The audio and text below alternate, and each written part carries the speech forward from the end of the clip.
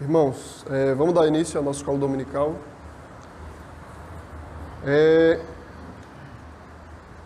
Nós vamos aprender hoje sobre os adventistas do sétimo dia. Vamos fazer uma oração? Ó Deus, Pai Todo-Poderoso, te louvamos, Senhor, por Tua graça sobre nós, por Tua palavra. Te pedimos, Deus, que Tu continue iluminando as nossas mentes, Pai, para aprender mais de Ti, para aprender a Tua vontade, para aprender o que não é a Tua vontade, Deus. Nos ajuda, Pai, fala aos nossos corações, nos instrui e ser glorificado, Pai, nessa aula em particular, Deus, em nome de Jesus, Pai. Amém. Então, irmãos, deixa eu só falar o que aconteceu nessa semana sobre os testemunhos de Jeová. Comentaram lá a nossa página do Facebook com um versículo bíblico lá de Provérbios 6, né? Chamando a gente de língua mentirosa, Deus aborrece a contenda entre os irmãos e tal. E aí descobriram que o rapaz era testemunho de Jeová, né? Criou uma página fake e falou isso, né? Eu fiquei tranquilo porque o versículo não se aplica a nós, tá? Até porque a gente não considera testemunho de Jeová irmãos exatamente por isso. A gente está tratando aqui de doutrinas que não fazem parte do cristianismo histórico. A gente não está julgando o caráter dessas pessoas. Eu entendo que elas são muito sinceras no que elas fazem, né? Muito sinceras, né? Elas defendem o que elas acham correto, mas não é correto, né? A gente está fazendo aqui uma análise comparativa. A gente está comparando a crença deles, a doutrina deles com a Bíblia. E a gente vê em algumas coisas que é muito claro que não é bíblico. Tá? Então é bom deixar isso claro. Tá bom? Então hoje a gente vai tratar dos adventistas do sétimo dia. É interessante os adventistas do sétimo dia que hoje em dia eles estão conseguindo agradar muito a igreja evangélica hoje, né? Muitos evangélicos entendem que a igreja adventista do sétimo dia é evangélica. E é interessante porque nem os adventistas creem, tá, que as outras igrejas são de fato irmãos deles. Tá? Os adventistas são exclusivistas. Eles creem que a igreja remanescente, a igreja fiel, é a igreja adventista. Só a igreja adventista do sétimo dia é o remanescente fiel. Tá? Isso é claro lá nos escritos de Ellen White. Tem algumas citações dela aqui, mas eu não vou adiantar isso agora. Então, vamos entender um pouco da história deles. De onde é que eles surgiram, né? Todo mundo acha que o movimento adventista ele iniciou de cara com Ellen White, mas não é bem assim. Tá? Lá no período entre 1841 e 1844, um homem chamado Guilherme Miller, já ouviram falar dele? Guilherme Miller, ele era batista, capitão das Forças Armadas, combateu na guerra em 1812, lançou o Grande Despertar do Segundo Advento. E aí vem a palavra adventista, né? Advento é a vinda, né? O surgimento de Jesus Cristo. Que eventualmente essa mensagem se espalhou ao longo da maioria dos cristãos no mundo, baseado especialmente no estudo de Daniel 8,14. Depois a gente vai entender esse texto bíblico. Esse homem Miller, Guilherme Miller, estava lá lendo Daniel 8,14, e aí ele entendeu que o que estava escrito ali era a mensagem de que Jesus Cristo ia voltar na data de 22 de março de 1843. Ele fez um cálculo e bateu com os dias que Daniel falou ali e disse, o dia vai cair em 22 de março de 1843. E aí, Jesus não voltou. Aí outro homem chamado Samuel Snow, um seguidor de Miller, viu que Miller calculou errado. Na verdade, a data seria 22 de outubro de 1844. Seria o outono ali, de 22 de outubro de 1844. Jesus não apareceu também, ele não veio. Então, os seguidores de Miller experimentaram o que passou a ser conhecido como o grande desapontamento. Vocês já ouviram falar do grande desapontamento? Foi quando uma massa de cristãos de várias denominações, da Batista, da Metodista, as igrejas históricas daquele tempo, se reuniram crendo que Jesus ia voltar. Eles se reuniram, eles venderam casa, venderam os bens. Todo mundo disse agora. E aí Jesus não voltou e aí foi um desapontamento gigante, né? Porque o pessoal deixou tudo, o pessoal se juntou, o pessoal começou a anunciar essa mensagem para o mundo inteiro e Jesus não voltou. Pode falar, Gabriel. Uma coisa impressionante nele, que mais algumas, é que eles vivem tentando Isso. descobrir quando Jesus vai voltar. Exatamente. Como a gente viu o Testemunho de Jeová semana passada, foi influenciada por esse movimento, né? Chama cronologia, né? Eles ficam tentando adivinhar uma data da volta de Jesus e de alguns acontecimentos relacionados a isso. E aí a decepção é certa, né? O desapontamento é certo, porque se nem Jesus disse, né? O Filho de Deus não sabia o dia e a hora, ninguém poderia saber. Eu não sei qual é o problema deles com isso, né? Que é tão claro. E aí, irmãos, esse movimento de tentar saber a data que Jesus Cristo ia voltar, foi o movimento da mensagem do advento. O advento de Cristo. É daí que vem a palavra adventista. Adventismo, né? O advento está relacionado à volta, o advento de Cristo, o ressurgimento dele. O adventista do sétimo dia, porque são as duas principais mensagens dele. A volta de Cristo e a guarda do sábado. A gente vai entender mais na frente. Esse homem, Guilherme Miller, se decepcionou, viu que errou. Humildemente ele disse, eu errei, vou me recolher. Voltou para a igreja dele, Batista, e permaneceu Batista, guardando o domingo, né, como a Marisa tinha dito aqui há pouco tempo, guardando o domingo o resto da vida dele. Ele abandonou essa mensagem de tentar ficar adivinhando a volta de Jesus. Porém, os seguidores dele não. Os seguidores continuaram tentando adivinhar o que aconteceu. É aí que vem Ellen White, que é a grande cabeça da Igreja Adventista do Sétimo Dia. Antes de entender o que o Ellen White fez com essa mensagem, né, porque ela conseguiu dar uma outra interpretação, só vocês entenderem quem é ela, tá? Ela nasceu em 1827 e morreu em 1915. Quem é Ellen White? Eu peguei essa mensagem aqui no próprio site deles, tá? adventistas.org. Os Adventistas do Sétimo Dia creem que Ellen White foi muito mais que apenas uma escritora talentosa. Eles creem que ela foi apontada por Deus para ser uma mensageira especial, a fim de atrair a atenção de todos para as Escrituras e ajudá-los a se prepararem para a segunda vinda de Jesus. Desde os 17 anos de idade até a ocasião do seu falecimento, aos 87 anos, Deus deu para Ellen White, segundo os adventistas creem, cerca de 2.000 sonhos e visões. Ela teve 2.000 sonhos e visões. As visões variavam em duração, podendo ser de menos de 1 minuto até cerca de 4 horas. Tá? Então, quando Ellen White tinha uma visão, ela entrava em transe, ela estava falando aqui com você, de repente ela parava e ficava olhando para o nada e tendo a visão. E o pessoal esperava. Isso podia durar até 4 horas, parado assim, tendo a visão. Tá? 4 horas. O conhecimento e os conselhos recebidos através dessas, que eles chamam de revelações, foram escritos por ela, a fim de serem compartilhados com outras pessoas. Assim, os seus escritos são aceitos pela Igreja Adventista do Sétimo Dia como inspirados, tá?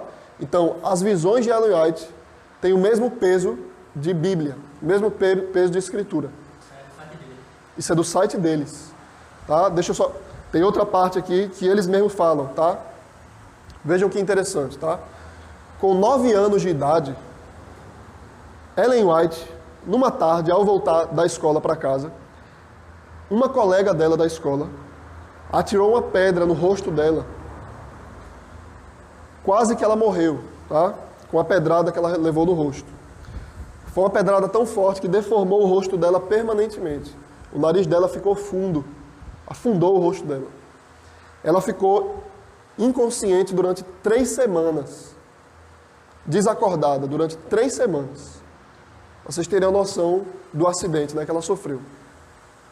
Eles dizem aqui, depois que ela voltou, né, que ela acordou, ela era incapaz de continuar estudando. Parecia a todos que a menina, antigamente promissora, não poderia viver muito tempo. Depois que ela acordou dessas 3 semanas de coma, ela ainda ficou muito mal durante muitos anos, né, sofrendo na saúde. Ela era uma menina doente, ela estava sempre sendo cuidada, né, sendo observada. E é interessante, isso eles não colocam no site, mas eu dei uma pesquisada, tem um livro chamado A Mentira Branca, sobre a Igreja Adventista, e aí tem uns registros ali sobre o fato de que Ellen White, ela tinha diagnóstico, né, ela era sempre observada pelos médicos, e alguns médicos disseram que ela sofria de histeria, né, Ellen White, ela sofria uma inconstância emocional, né, uma hora ela estava tranquila, outra hora, de repente, ela começava a chorar de desespero. Então, ela oscilava muito emocionalmente. Eles diagnosticaram ela com histeria. É interessante porque, obviamente, irmão, isso estava relacionado ao acidente que ela sofreu. A partir daí, se eu não me engano, aos 13 anos, ela teve a sua primeira visão. Os adventistas dizem que não tem nada a ver com o acidente, né? Que ela era inspirada por Deus. Tá, vamos só entender aqui a relação dela com Guilherme Miller. Pode falar, Gabriel. Essa história dela tá parecendo demais com a história do Jonah Dark.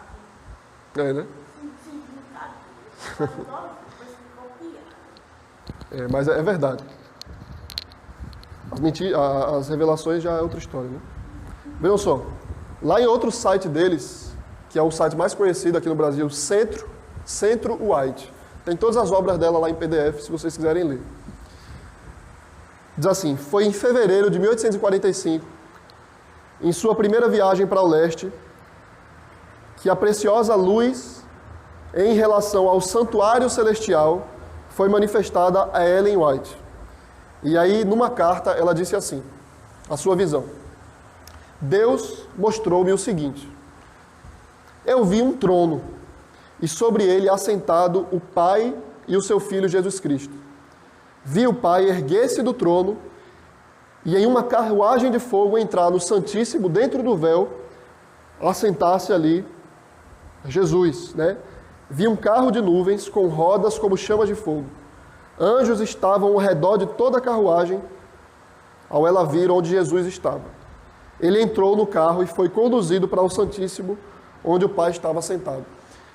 Então essa visão aqui, Ellen White está dizendo que ela viu Jesus, ela viu o Pai sentado no trono, e numa carruagem de fogo, Jesus entrar na presença do Pai, dentro do santuário.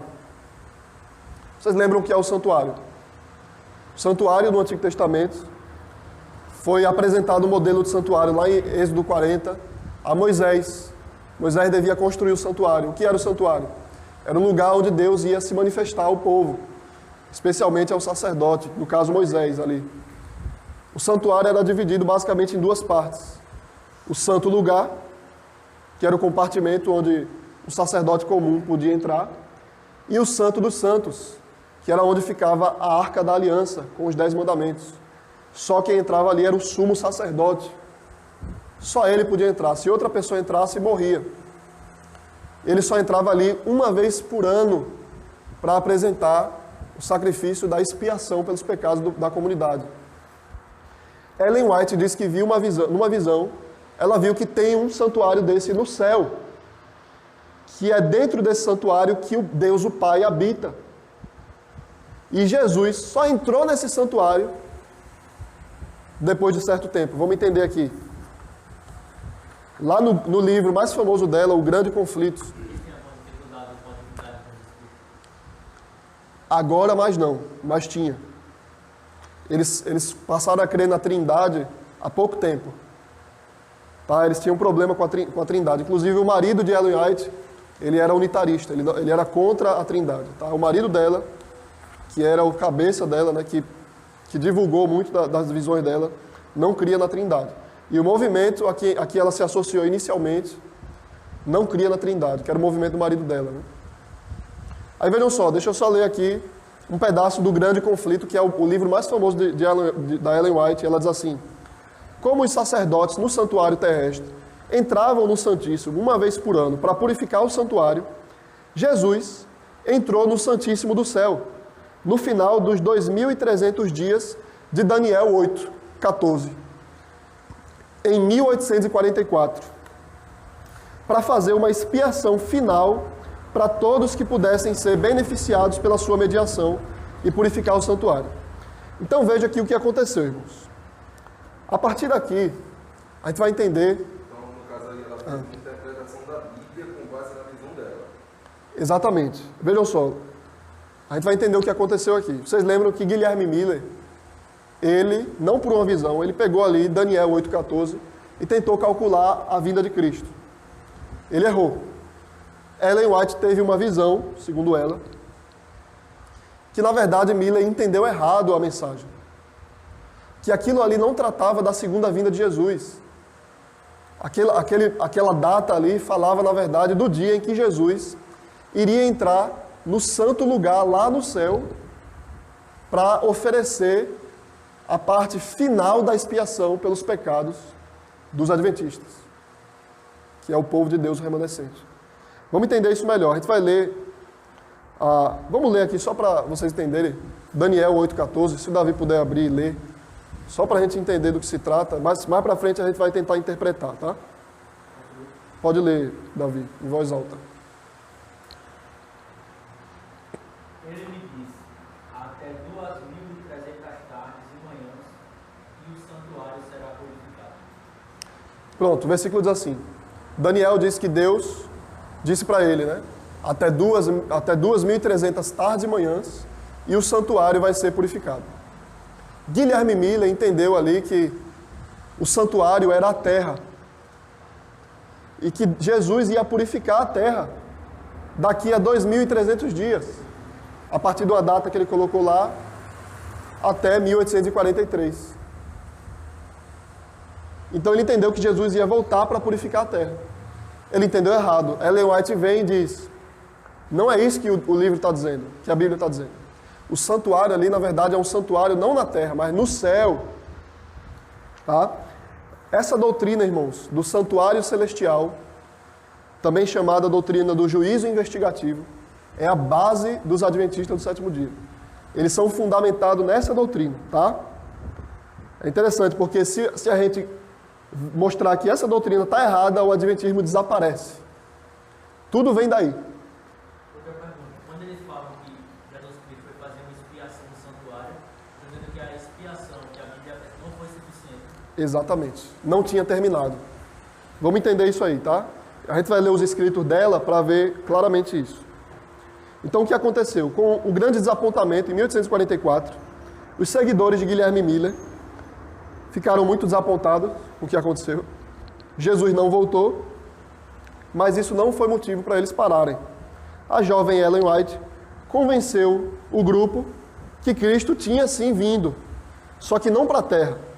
Ele tinha entrado no santuário lá no céu. 10 anos depois, Tiago White, o esposo de Ellen White, deu o nome dessa doutrina de juízo investigativo. Só explicando o que é essa doutrina. É a atividade de Jesus Cristo quando ele foi empossado como grande sumo sacerdote, começou o seu ministério intercessório por ocasião da sua ascensão, quando ele subiu para o céu. E aí, em 1844, na data dita lá por Samuel Snow, no fim do período profético de 2.300 dias, lá de Daniel 8:14, ele iniciou a segunda e última etapa do seu ministério expiatório. É uma obra de juízo investigativo, a qual faz parte da eliminação final de todo pecado, prefigurada pela purificação do antigo santuário hebraico no dia da expiação. O que é que Jesus está fazendo agora? Veja só, Jesus morreu, subiu para o céu, só que Jesus, até então, ele estava só na primeira parte do santuário. Em 22 de outubro de 1844, ele entrou no Santo dos Santos, na presença de Deus o Pai. E ele ofereceu ali a última parte da obra de redenção pelo seu povo. Agora ele está ali fazendo essa obra chamada juízo investigativo. O que é o juízo investigativo? Os adventistas creem que o juízo de Deus tem 3 partes. Uma parte do juízo dele acontece antes da vinda. Agora ela está acontecendo. E ele é contínuo. Baseado nos 10 mandamentos, Jesus está lá no Santo dos Santos, julgando as obras do povo e vendo se os adventistas estão guardando os 10 mandamentos ou não. Ele fica sempre dizendo, está guardando, não está guardando, vendo se eles estão. Esse é o juízo investigativo. Continuamente ele fica julgando. Qual é o problema disso, irmãos? Além do problema claro de que a obra de expiação de Jesus Cristo terminou na cruz. Mas qual é o outro problema do juízo investigativo? Eles dizem que o juízo investigativo é a entrada de Cristo. Ele está ali investigando o registro de vida de todos os crentes, para determinar se eles merecem ou não a vida eterna. Depois das pessoas terem sido julgadas assim, os pecados daquelas que passam nesta prova são apagados dos registros. Então observe que nessa situação, nenhum crente adventista tem certeza de terem os seus pecados perdoados. Eles não têm segurança da salvação deles, porque Jesus está o tempo todo ali julgando a salvação deles, sem parar. Pecaram, não pecaram. Ele está... Salvação por obras, claramente. Eles creem que eles vão ser salvos pelas obras. Tá? Por isso o comprometimento deles tão forte, especialmente com o sábado, que a gente vai entender melhor. Tá? Que a gente deve ter um compromisso sim com o 4º mandamento, tá? Mas não da maneira que eles colocam. Vejam só então, vou ler um texto deles aqui.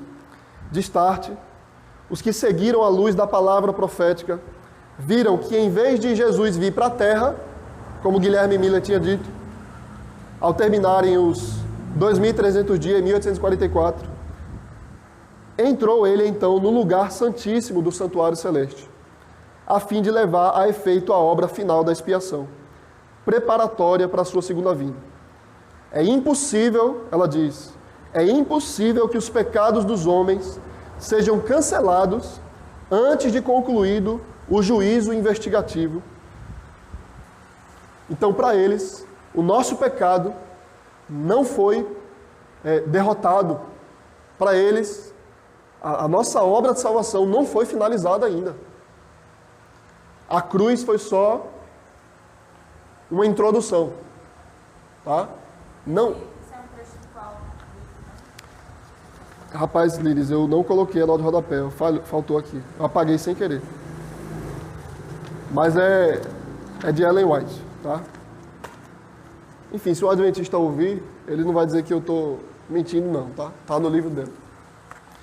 Vejam só, irmãos, então, vamos só entender qual é a fiel interpretação desse texto. Daniel, capítulo 8, verso 14. E ele me disse, até 2.300 tardes e manhãs, e o santuário será purificado. Para Guilherme Miller, o santuário era a terra. A purificação era a vinda de Jesus. 2.300 tardes e manhãs era o cálculo contado de 457 a.C. até 22 de outubro de 1844. De 457 a.C. até essa data, dá 2.300 dias. No caso, dá 2.300 anos. Então, claramente ali, Daniel 8,14 diz 2.300 tardes e manhãs. Ele entende ali que ali é um símbolo para anos. Seria 2.300 anos. Essa foi a interpretação de Guilherme Miller. Ellen White, para os adventistas, corrigiu essa interpretação. Para ela, o santuário não é a terra, o santuário é literal e está no céu. A purificação não é a vinda de Jesus para a terra e o juízo final. A purificação é o juízo investigativo que ele está fazendo agora. E a data de 1844 está correta. Só que o que ele fez é que está errado, segundo Ellen White, né? Qual é a interpretação fiel disso, tá, irmãos? Que todos os comentaristas, majoritariamente, na sua maioria, vão dizer que é. Se vocês olharem aí, eu não vou ler o capítulo todo, que ainda tem muita coisa para falar, mas essa data ela se refere especialmente ao dia em que o santuário do povo judeu seria purificado. Se o Davi puder ler aí o verso 13 também, Davi. Capítulo 8, verso 13 e 14, por favor. Vamos ler. Depois ouvi um santo que falava, e disse outro santo àquele que falava: até quando durará a visão do sacrifício diário da transgressão assoladora? Visão na qual é entregue o santuário do exército a fim de serem pisados. Vejam só então. Essa visão aí de Daniel diz respeito a um homem, um grande imperador, que com muito poder, ele sujaria, né? Ele mancharia o santuário de Deus, o templo. Depois que esse santuário fosse sujo, depois de 2.300 tardes e manhãs, esse santuário seria purificado de novo, ele voltaria a ser puro. Quando foi que isso aconteceu? A maioria dos comentaristas entendem que esse imperador se refere a um homem chamado Antíoco IV Epifânio. Tá? Antíoco IV Epifânio foi rei da Síria entre a data de 175 até 164 a.C. Ele profanou o santuário dos judeus, porque ele conquistou o povo judeu, ele se voltou contra o povo judeu. Ali ele cessou a adoração do povo judeu. Ele colocou ali uma estátua de Zeus e ele começou a oferecer sacrifício de porco, que é proibido para os judeus. Então ele ofereceu um sacrifício pagão e adorou um Deus pagão. O que aconteceu então, irmãos? Depois de 2.300 tardes e manhãs, por que tardes e manhãs? Porque o sacrifício do judeu era oferecido na tarde e na manhã, está lá em Êxodo capítulo 29. O sacerdote oferecia sacrifício no templo de tarde e de manhã. Então, essas 2.300 tardes e manhãs, dividido por 2, na verdade seriam 1.150 dias. Tá? Então, depois de 1.150 dias, ou 2.300 tardes e manhãs, houve uma revolta do povo judeu, que foi a revolta dos Macabeus, derrotando o Antíoco Epifânio e trazendo de volta o sacrifício. Tá? Então, em 164 a.C., o sacrifício retornou para o templo e o templo foi purificado. Exatamente no tempo determinado pela profecia. Será que é coincidência isso? Então, o santuário foi purificado, o sacrifício retornou, Antíoco Epifânio foi derrotado e o templo foi purificado, tá? Vejam só, vocês entenderam o que aconteceu? Eles pegaram isso e disseram que isso se referia ao juízo investigativo. Era o dia que Jesus ia entrar no santuário no céu para purificar os nossos pecados.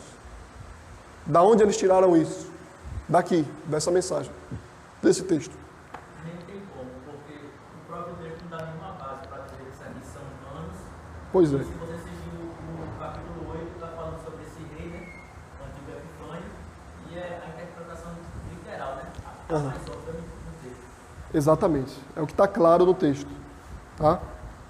Vamos lá, irmãos, só para entender, corrigir esse pensamento deles. Segundo a Escritura, Jesus entrou no Santo dos Santos, ou no Santíssimo Santuário Celestial, quando ele subiu para o céu. Tá? Cristo não se tornou sumo sacerdote só em 1844. Ele se tornou sumo sacerdote quando ele intercede por nós assim que ele sobe para o céu. Hebreus, capítulo 4, verso 14. Visto que temos um grande sumo sacerdote, Jesus, Filho de Deus, que penetrou nos céus, retenhamos firme a nossa confissão. Hebreus capítulo 10, verso 19 e 20. Tendo, pois, irmãos, ousadia para entrar no Santo dos Santos, pelo sangue de Jesus, pelo novo e vivo caminho que Ele nos consagrou, pelo véu, isto é, pela sua carne. Meus irmãos, como é claro aqui. Isso foi escrito antes de 70 depois de Cristo, tá? A carta aos Hebreus.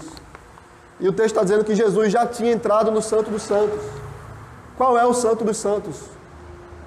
É o próprio céu, tá? O santuário, aqui a Bíblia se refere no céu, é o próprio céu. Não existe um santuário literal lá. O santuário é o céu, é o lugar onde Deus habita. Tá? Pode falar, Davi. Que diz Hebreus capítulo 8, versículo 1 e versículo 2. Diz, Exatamente.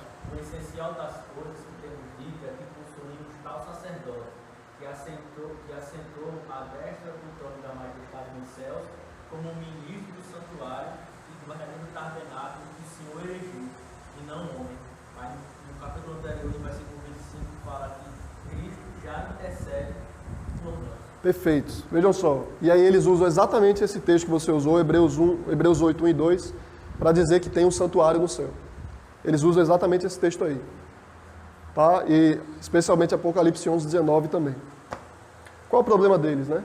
Qual o problema dessa visão? Isso é uma linguagem, né?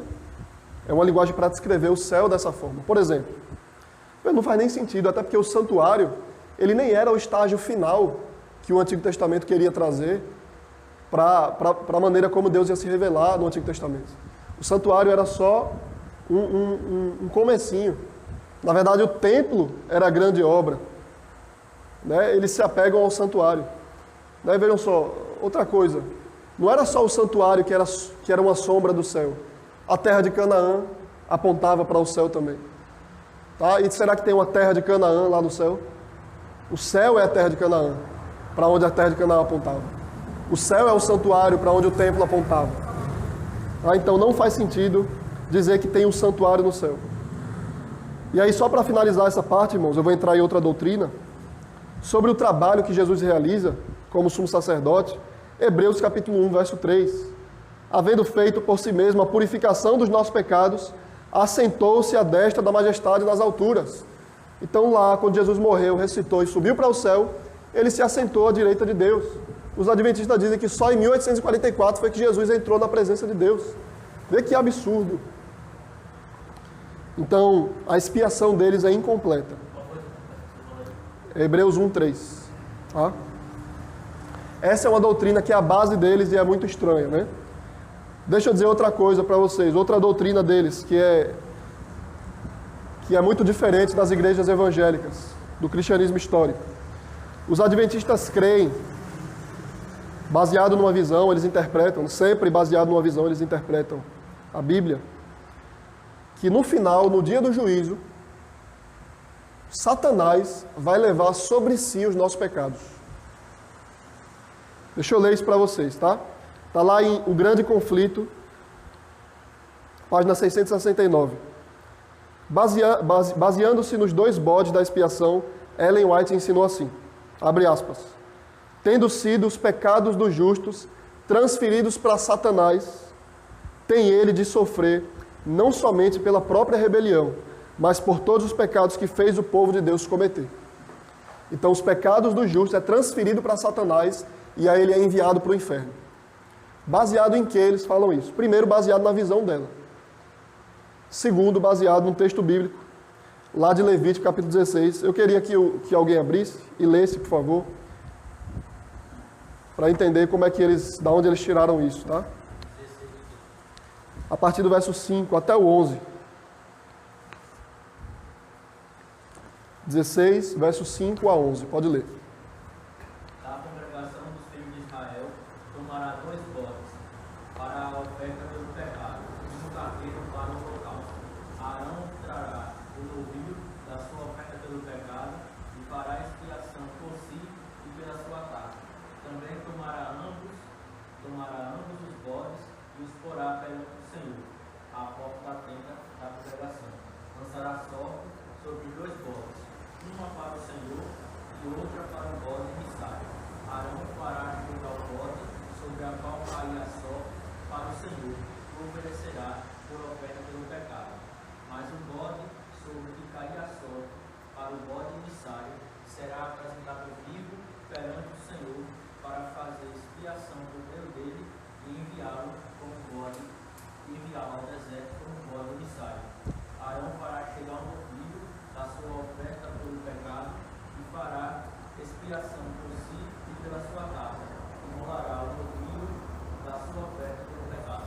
Tá, deixa eu explicar o que acontece aí. Esse é o capítulo que trata da expiação dos pecados. Era o dia da expiação. Como eu falei para vocês, o dia da expiação acontecia uma vez por ano. Era o momento que o sumo sacerdote entrava no Santo dos Santos. Como é que funcionava isso? Ele pegava 2 bodes e ele oferecia esses 2 bodes, tá? Um bode, os 2 bodes para expiar o pecado. Um bode significava o sacrifício substituto. Então, o sacerdote matava aquele bode ali no santo lugar, no Santo dos Santos, oferecendo um sacrifício substitutivo no lugar do povo. Então, ele era punido no lugar do povo. O outro bode, o pecado simbolicamente era colocado sobre ele e ele era mandado para o deserto. Então, ele era expulso para o deserto. Tá? Então, um bode morria no lugar do povo e o outro bode levava os pecados do povo e era colocado para o deserto. Os adventistas entendiam que um bode representava Cristo morrendo por nós e o outro bode representava Satanás levando sobre si os pecados. Qual é o problema disso, irmãos? É porque, como toda obra de sacrifício, todo ritual de purificação, tudo representa Cristo. Tá? Os 2 bodes representam Cristo como oferta pelo pecado. Reforça a ideia de que nenhuma oferta individual poderia tipificar completamente a obra expiatória realizada por Jesus. Então, pela obra ser limitada, era necessário várias coisas para poder a gente entender o que Jesus fazia por nós. Não bastava só um bode, era necessário 2. Então, a gente pode entender então que um bode era sacrificado, o seu sangue era aspergido no Santo dos Santos, o seu cadáver era queimado fora do arraial, simbolizando o custo da expiação. É necessário morrer. O sangue tem que ser derramado para a gente ser salvo.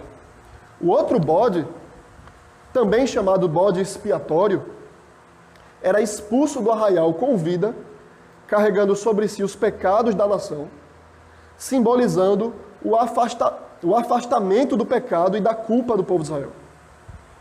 Então era mais ou menos como se o primeiro bode era o derramamento de sangue, a expiação assegurada. O segundo bode representava o resultado da expiação. O meu pecado era destruído e o meu pecado era afastado. Tudo representa Cristo. Isaías 53, verso 4 e 5.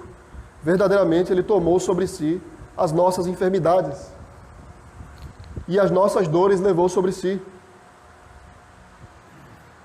Ele carregou sobre si as nossas enfermidades, as nossas dores. Ele foi ferido por causa da nossa transgressão, moído por causa das nossas iniquidades. Pelas suas pisaduras fomos sarados. Então veja, irmãos, o sacrifício de Cristo, 2 Coríntios 5:21 diz que Ele se fez pecado por nós. O pecado estava sobre Ele, a culpa estava sobre Ele, não sobre Satanás. Qual é o ponto aqui? Essa é a complexidade do Antigo Testamento. A gente nunca vai ter um único símbolo para Jesus. Não só os 2 bodes representavam Cristo. O carneiro também representava. O templo representava Cristo. O sumo sacerdote que sacrificava representava Cristo. Como a gente vê em Hebreus que ele é o sumo sacerdote. Então tudo representava Cristo. Por quê? Porque é necessário. Nada é suficiente para representar Cristo. É necessário várias coisas para que Cristo seja prefigurado adequadamente. E olhe lá, né?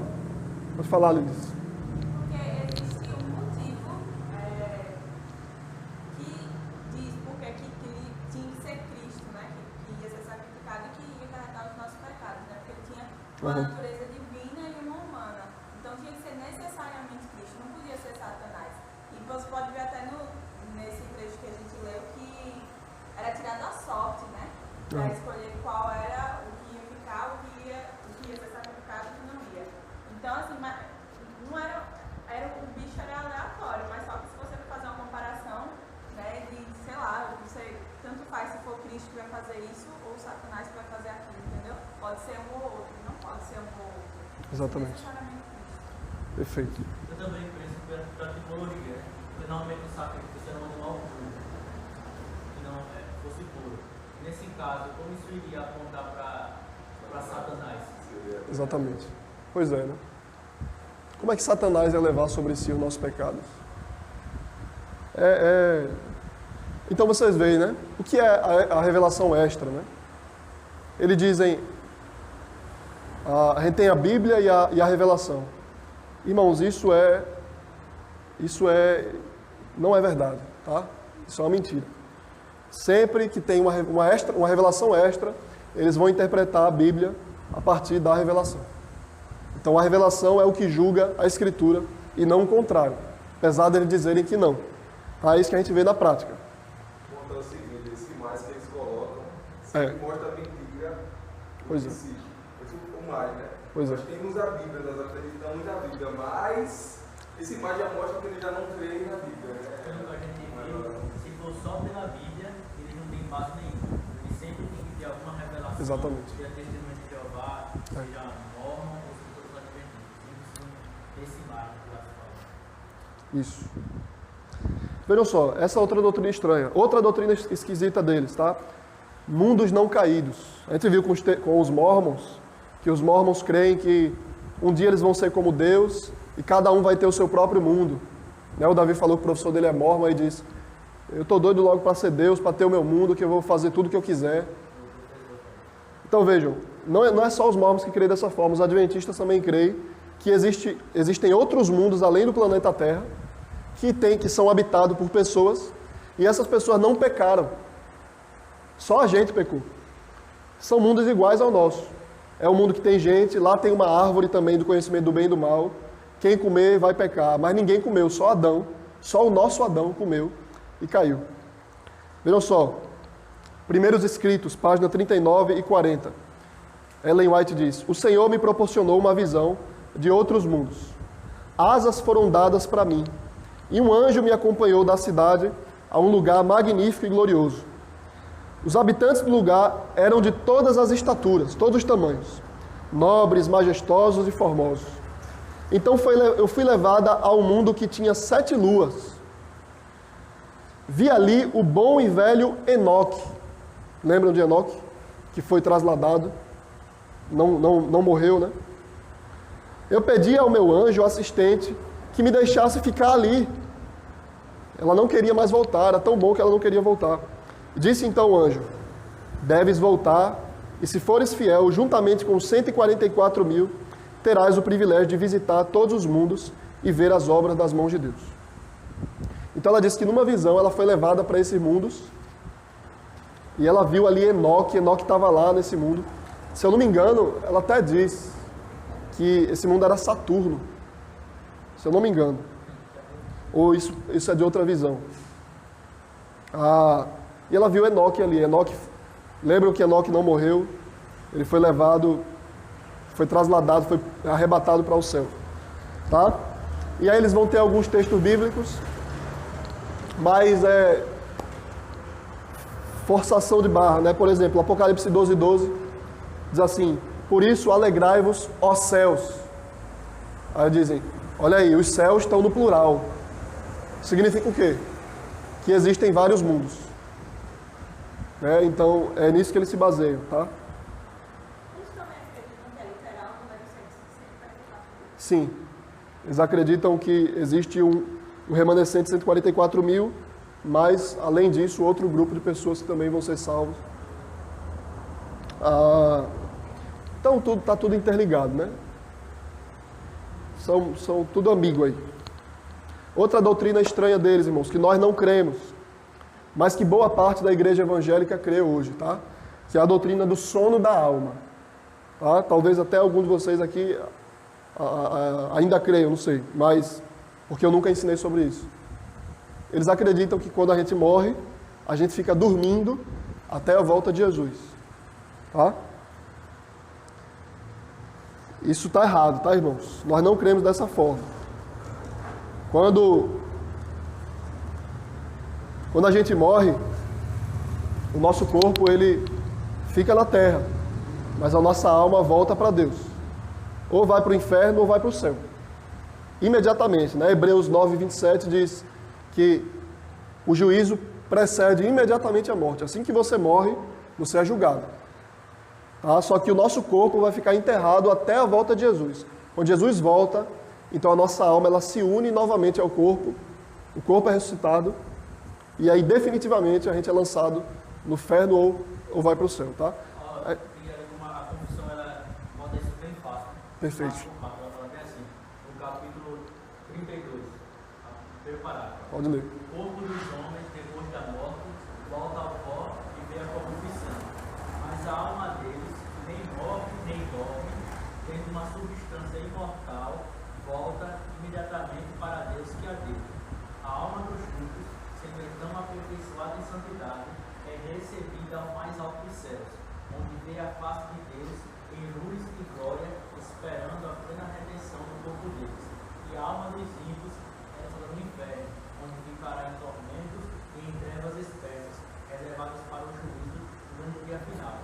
Além desses dois lugares, destinados a almas separadas, seus respectivos corpos, as escrituras não reconhecem em outro lugar. Ela fala, nem morre nem dorme.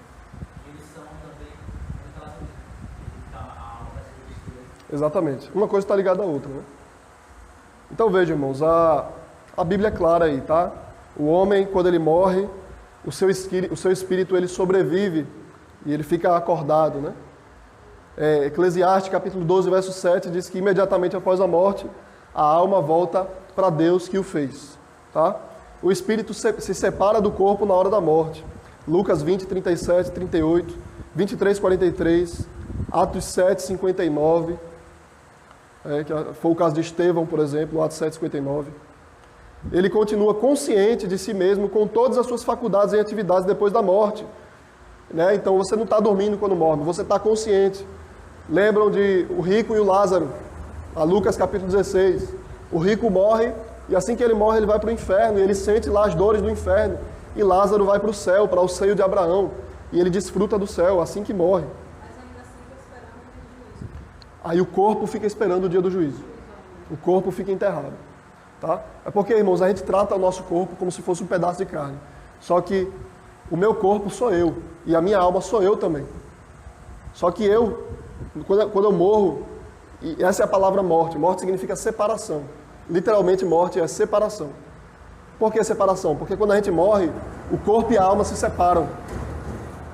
Tá? Quando eu morro, o corpo e a minha alma se separam. Eclesiastes 12:7 diz que a alma volta para Deus.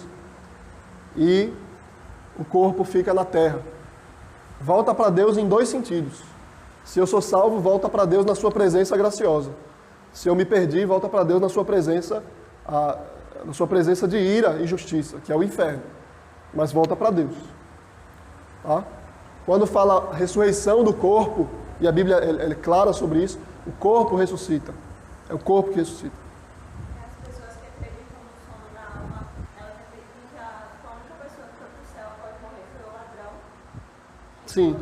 Porque Jesus fala ali, né, que ele estaria com ele no paraíso. Só que é mais um exemplo. Perfeito. E aí é interessante, né? A história citou esse texto que diz que quando o ladrão, né, na cruz, Dimas, vai morrer, Jesus fala, em verdade vos digo, hoje estarás comigo no paraíso. E aí os adventistas pegam esse texto e dizem assim, está errada essa tradução, a tradução correta é, em verdade vos digo, hoje estarás comigo no paraíso. Jesus disse que naquele dia ele ia morrer e ia para o céu com Jesus, porque Jesus foi para o céu quando morreu. Tá? Aí eles dizem, o que Jesus está dizendo é, em verdade vos digo hoje. Ele está dizendo, eu estou dizendo para você agora, que você um dia vai estar comigo no paraíso. Irmãos, não tem cabimento, né? Se é em verdade vos digo, é óbvio que é hoje, eu estou dizendo agora. Jesus já falou várias vezes essa expressão, em verdade te digo, e ele nunca disse dessa forma, em verdade vos digo hoje, né? Não faz sentido. Tá? Então isso é uma forçação de barra tremenda para negar a doutrina da... No texto grego não tem vírgula, né? Que as palavras Esse negócio de vírgula, a gente vai fazer o que a gente quer, né? Não faz sentido, né? Tá bom, irmãos? Outra doutrina que é a marca deles, e aqui eu termino a nossa aula, eu não poderia deixar de falar disso, é a doutrina do sábado, tá? A doutrina do sábado deles, ela é diferente do cristianismo histórico. Historicamente, a igreja sempre guardou o domingo. Tá? Outra coisa, eles ainda tratam o sábado de forma diferente. Eles não simplesmente guardam o sábado. Olha só, lá na obra dela, a obra magna da Ellen White, O Grande Conflito, página 449, diz assim: quanto, porém, a observância do domingo, quando, porém, a observância do domingo foi imposta por lei, ela acha que no dia final, nos últimos dias, o governo vai impor o domingo, e o mundo foi esclarecido relativamente à obrigação do verdadeiro sábado, quem então transgrediu o mandamento de Deus para obedecer a um preceito, que não tem maior autoridade que a de Roma, honrará desta maneira ao papado mais do que a Deus. Prestará homenagem a Roma, adorará a besta e a sua imagem, ao rejeitarem os homens a instituição que Deus declarou ser o sinal da sua autoridade, o sábado, e honrarem em seu lugar o que Roma escolheu, a Igreja Católica, Roma aqui entende, a Igreja Católica, aceitarão de fato o sinal da fidelidade para Roma, que é o sinal da besta. Tá? Então eles dizem que, vocês lembram que no final dos tempos, lá em Apocalipse, a gente vai ser marcado, né? Lembram da marca da besta e a marca dos justos? A marca da besta é o domingo para eles. Se você guarda o domingo, você está marcado com a doutrina da besta. E a marca dos justos é o sábado. Quem guarda o sábado é que vai ser salvo. Então é aqui uma espécie de redenção escatológica, né? Eles dizem, se você guardar o sábado no final dos tempos, você vai ser salvo. É a salvação pelas obras. Tá? Tem outro texto aqui, mas eu não vou ler não, que a gente já falou demais. Pode ler, Liz. Eita, pode falar, Liz. E é interessante isso, porque eles são muito políticos, né? Eles são muito falsos mesmo, porque se você for ver, se você for falar com um adventista, ou então até assistir aquele canal deles, que eles estão tirando dúvidas bíblicas e tudo mais, aí eles vão falar, não, porque nós aceitamos as igrejas, não sei o quê, eles são nossos irmãos, né, os presbiterianos, os batistas, são nossos irmãos, não sei o quê. E nós não somos, eles não pensam isso na realidade, eles acham que nós estamos marcados com a marca da besta. Exatamente. Nós estamos condenados, não somos irmãos, só eles serão salvos. Como é que a gente é irmão? Exatamente. Entendeu? Deixa eu ler esse texto aqui para vocês verem isso que a Liz está dizendo, né? Olha, a revista The Review and Herald, que é tipo um jornal oficial da Igreja Adventista do Sétimo Dia, que fala tudo o que eles querem que fale, né? Diz assim, é a edição de 12 de setembro de 1893. As igrejas denominacionais caídas são Babilônia. Entenda, a igreja denominacional aqui é a igreja da época, as igrejas da época, batista, metodista, presbiteriana, congregacional. Os pentecostais não existiam ainda, né? Para eles é Babilônia. Ele diz, ela tem estado a promover doutrinas venenosas, o vinho do erro. Esse vinho é composto de doutrinas falsas, como imortalidade da alma, que a gente falou agora, tormento eterno dos ímpios, negação da existência de Cristo antes do seu nascimento em Belém. Eles creem que Jesus já tinha se encarnado antes de Belém. É outra coisa estranha deles. Defesa e exaltação do primeiro dia da semana acima do dia de Deus, que é o sábado. A gente exalta o domingo e não o sábado. Várias igrejas apresentam ao mundo estes erros e outros semelhantes, cumprindo assim as escrituras que dizem, porque todas as nações beberam do vinho da ira da sua prostituição. Então, para eles, nós somos Babilônia e doutrina de Satanás. Especialmente por causa do sábado. Especialmente. Aí se algum adventista for falar para você que considera irmão, aí você já pergunta sobre isso. Não. Eles chamam a gente de irmão, mas não é irmão em Cristo. É irmão tipo brother, entendeu? Parceiro. E aí, tudo bem? É só para estabelecer uma relação. O objetivo deles é evangelístico, né? Eles querem chamar de irmão para se aproximar. Eles são bem políticos, né? Bem simpáticos. Pode falar, Gabriel. E se desvencilhar desse exclusivismo dele, cara. Exatamente. Não, talvez sim. Aí para se livrar um pouquinho, ele diz, não, é bem assim. Na verdade, eles mudaram essa posição um pouquinho dele. Isso. Existem ramificações na igreja adventista. Eles mudaram muita coisa. A mãe deles é dessa forma radical, diz que nós somos irmãos, na verdade não acredita. Não. Isso, irmãos. Eles não são, tá? Eles estão tendo muita relação com a igreja evangélica, mas formalmente, teoricamente, não é assim. Talvez na prática eles estão fazendo, mas formalmente não. Talvez nem eles saibam dessas coisas. Talvez. Nem eles saibam disso que eu li aqui para vocês, tá? Sabem, né? É verdade. É, o que isso é legal aqui, né? É verdade. Gabriel. Uma coisa, mãe. Eles, meu coração para o senhor, eles se metem com política. Com política? Rapaz, não sei dizer. Assim, outra coisa, acho que quando eles chamam a gente de irmão, também o senhor fala. Se mete sim. Eu acho que tem um presidente dos Estados Unidos que era adventista. Outra coisa também é que você falaram sobre que eles se consideram irmãos, que é parceria. Aham. Mas eu acho que se eles for considerar irmãos, mesmo segundo a Bíblia, ele seria meu irmão bastardo. Não seria nem irmão, né? Um irmão bastardo. Seria isso, um irmão que se perdeu, né? Mas deixa eu só tocar nessa questão do sábado, irmãos, que é sempre bom esclarecer, tá? Só falar uma coisa, eles pegam no pé da Igreja Católica, como a gente pega também, só que a Igreja Católica nem liga para essa coisa de domingo. Tá? A Igreja Católica não está nem aí para isso. Tá? E isso é doutrinariamente também, não só na prática. Quem pega mais no domingo é a Igreja Reformada, né? Somos nós. A Igreja Católica eles creem que, na verdade, o dia da semana fluiu de uma necessidade. A Igreja Católica diz, é preciso escolher um dia para adorar, a gente escolhe o domingo. Então, na concepção católica, flui da necessidade da igreja e da imposição da igreja quem decidiu. Nós é que cremos que tem que ser o domingo e não outro dia. Nós é que cremos assim. E não é estabelecido pela igreja ou pela necessidade, mas pela Escritura, porque Cristo ressuscitou no dia da semana. Vejam só, né? O Novo Testamento é claro. Cristo ressuscitou no primeiro dia da semana, João capítulo 20, Marcos capítulo 16, verso 1. O primeiro dia da semana foi o dia especial da manifestação de Cristo ressurreto. Ele apareceu novamente, depois mais para frente com os discípulos, ele aparecia no domingo. Manifestou-se 5 vezes no primeiro dia da semana, outra vez no domingo seguinte, Lucas 24, 13, 33 a 36, João 20, 13 a 19, depois versículo 26. O Espírito Santo foi derramado no primeiro dia da semana, Lucas 23, 15, Atos 2, 1 a 4. Os cristãos dos tempos apostólicos se reuniam no primeiro dia da semana para celebrar a Santa Ceia, pregar e separar suas ofertas. Atos 20, versículo 7, 1 Coríntios 16, 1, 2. Sem falar que Apocalipse 1, 10, João chama o primeiro dia da semana de Dia do Senhor. Tá? Dia do Senhor.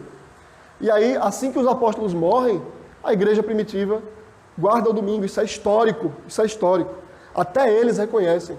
Eu vi o debate do Leandro Quadros, que é um pastor muito famoso da Igreja Adventista aqui no Brasil, com um teólogo reformado, e ele reconheceu, ele disse, realmente, a igreja logo no início, assim que saiu o Novo Testamento, entrou outro período histórico, eles observavam o domingo.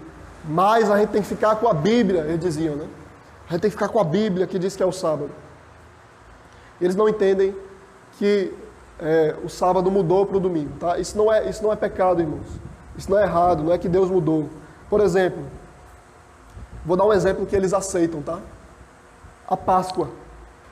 A Páscoa mudou para o quê? Santa Ceia. Eles se baseiam em que texto para dizer que mudou para Santa Ceia? Não tem nenhum texto específico. É inferência. A gente entende por inferência, porque Jesus, no dia da Páscoa, ele tomou a ceia com os discípulos. E ali ele instituiu a ceia, no lugar da Páscoa. Mas não tem nenhum texto dizendo, a Páscoa acabou, vamos fazer a ceia no lugar da Páscoa. Não tem esse texto. Então é a mesma coisa com o domingo. O domingo foi instituído no lugar do sábado por causa desses textos aqui que a gente leu. Porque a igreja observava o domingo, enfim. Quando eu estava na teologia puritana, que falava do quarto mandamento, tem uma parte moral e uma parte positiva. A parte moral seria que tem que ter um dia para descansar e santificar o Senhor. Isso. E a parte positiva é o dia que vai ser, né? Exatamente. Pode mudar ao Isso. caso ele mudou, né? Exatamente. Mas a parte moral, ter um dia específico na semana, esse não muda. Perfeito. A lei, irmãos, e aqui os adventistas estão certos, a lei ela é moral, ou seja, ela é imutável. O que é moral não muda, porque reflete o caráter de Deus. Só que existem leis que têm um aspecto mutável, que chama de lei positiva, que é exatamente com referência ao dia. O que é moral, o que não muda? A gente precisa de um dia para guardar. O que é imutável? O que é mutável? O dia pode mudar. A gente não tem que se apegar ao dia. Então o dia mudou do sábado para o domingo. Porém, quem é que escolhe o dia? É Deus, tá? Deus estabelece o dia. Então se Deus, no Novo Testamento, a igreja passou a guardar o domingo, se Cristo ressuscitou no domingo, se o domingo era chamado Dia do Senhor, então nós guardamos o domingo, tá? Pode falar, Liz. Lembrei que, da mesma forma que eles veem como a marca da besta sendo a guarda do domingo, eles veem como o selo do Espírito Santo a guarda do sábado. Exatamente. É a marca do justo, né? Do Apocalipse também. Falei. É o selo do Espírito Santo, a guarda do sábado. E aí, eu acabo aqui, irmãos, tem várias citações dos pais da igreja aqui. Barnabé, ainda no século II, logo depois dos apóstolos, né, Barnabé diz: nós celebramos o 8º dia, que é o primeiro dia da semana, no qual Jesus ressuscitou da morte. Tá? Inácio de Antioquia, 107 depois de Cristo, logo depois que João morre, tá? Ainda ali no final do primeiro século, no início do segundo século, discípulo de João, do apóstolo João, diz: não sejais enganados com doutrinas estranhas, nem com fábulas velhas, porque se ainda vivemos conforme a lei judaica, aqui ele se refere ao sábado, reconhecemos que não reconhecemos a graça, que não recebemos a graça, falando do sábado. Se, portanto, aqueles que foram educados segundo a antiga ordem das coisas alcançaram a posse de uma nova esperança, não mais observamos o sábado, vivendo na observância do dia do Senhor, no qual também nossa vida reviveu por ele e por sua morte. Tá? Se referindo ao primeiro dia da semana. E aqui várias outras citações. Tem 2 folhas só de citação dos pais da igreja. Eita. Concluindo, irmãos. Vou vontade de jogar isso aqui. Né? Concluindo. Primeiro, para os adventistas, a obra de Cristo é estranha, porque dizem que ele entrou no santuário celestial em 1844 e que lançará a culpa dos nossos pecados em Satanás. Segundo, eles incluem dentro do sistema de crenças fundamentais dele a pessoa de Ellen White. Tá? Então, junto da Bíblia está ali uma pessoa específica que é Ellen White. Tá? Diferente da gente, eles vão falar: mas vocês também creem em João Calvino, em John Knox, e não sei o que lá. A gente crê como teólogo, tá? Como um dia o Davi pode ser um grande teólogo. A gente crê como um estudioso da Bíblia, que falha, que peca. Eles colocam Ellen White ali como espírito de profecia, em pé de igualdade com a Escritura. Terceiro, eles negam abertamente a inerrância bíblica. Quarto, ele associa a salvação ao sábado. Se eu guardo o sábado, eu sou salvo. Defendem a bandeira de uma restauração da verdadeira Igreja de Cristo em alicerces históricos heréticos, falsa profecia e pioneiros antitrinitarianos, que eram os primeiros adventistas. Tá? Além disso, irmãos, Ellen White errou em várias profecias também. Tá? Ela não era inspirada por Deus. Era mais fácil ser inspirado pelo diabo. Mas eu não percebi, né, que o SBT é correto, né? Problema com a salvação, com a trindade. Perfeito. Sempre problema com SBT, né? Salvação pelas obras. A trindade sempre tem um problema, alguma coisa relacionada a Jesus. E a Bíblia. Sempre creem em algo mais além da Bíblia. Além disso, são exclusivistas também, né? Só eles são a igreja remanescente. Eu já vi cristãos que não guardam nenhum dia, que é comum, né? Sim. Guardam nenhum dia da semana. Isso. Então, a adventista ela aceita só porque eles guardam no sábado. Pois é. O Senhor Pois é. Aí, por isso o preconceito da igreja brasileira, né? Com guardar um dia. Por causa deles. Com certeza. Com certeza. Ele dizia: se for para guardar um dia, eu já conversei com o irmão, se for para guardar um dia, Jackson, É, É o sábado que a Bíblia fala. exatamente. Mas o Senhor é o Senhor de todos os dias. É, De fato, isso. todos os dias você guarda. Ou seja, em outra linguagem é essa. A gente tem que guardar todos os dias. Isso significa que não guarda nenhum. Né? Porque se eu guardo todos os dias, eu posso, no domingo, dizer, eu não vou para a igreja hoje não, eu vou adorar a Deus em outro dia. Segunda-feira, eu entro no meu quarto e adoro a Deus. Tá, irmão? Só que historicamente, não acho estranho essa negócio de guarda do domingo. A igreja sempre guardou o domingo. E como a gente está resgatando, com essa coisa aí da doutrina reformada, a gente está resgatando pregação expositiva, que não existia, disciplina eclesiástica, que não existia, tá? As doutrinas da graça, que tinha sido perdido, e também o domingo, a pureza da igreja, tudo isso está vindo de novo. Não é só o domingo que é estranho, não. Esse negócio de pregar, explicando versículo por versículo, é estranho também. Você não vê as igrejas fazendo isso. Tudo isso sempre teve na igreja e a gente está trazendo de volta. Tá? Eu gosto também que muita gente confunde presbiterianos e adventistas porque guardam domingo, ali, no caso da minha corpo do adventista e no sábado. Uma vez mesmo, quando a gente foi evangelizar, eu já vi, chegamos ali no frente da Assembleia, eu entreguei para o irmão, aí o irmão disse, a gente é presbiteriana, eu disse assim, presbiteriano e adventista, é tudo a mesma coisa. Aí eu tô Bem falando, diferente. Eu falei, não, a gente é presbiteriano. É. A adventista nem é irmão nosso. Tive que especificar, né, para não associar Sim. a gente a essa pessoa. E aí, veja, irmãos, a gente fala assim, nem são nossos irmãos, aí parece que a gente é chato e hostil.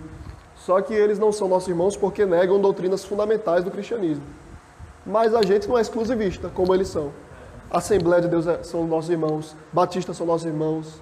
Como eu falei na pregação, né? A gente tem a nossa diferença, mas procura viver em paz. Ainda que aconteçam algumas coisas aí. Mas, vejam, os adventistas, os testemunhos de Jeová, os mormons, todos eles são exclusivistas. Só eles são igreja. E eles desconsideram todas as outras igrejas. Por isso, eles não são igreja. Por causa disso. Tá? Vamos orar então e pedir que Deus nos dê sabedoria para usar essas coisas para a glória dele, tá? Deus Todo-Poderoso, te louvamos e te engrandecemos, Senhor. Obrigado por tua palavra. Nos preserva, Senhor, nos concede humildade, mansidão, nos dá sabedoria para pregar o Evangelho, Pai. Em nome de Jesus nós oramos, Senhor, e descansamos em Ti. Amém.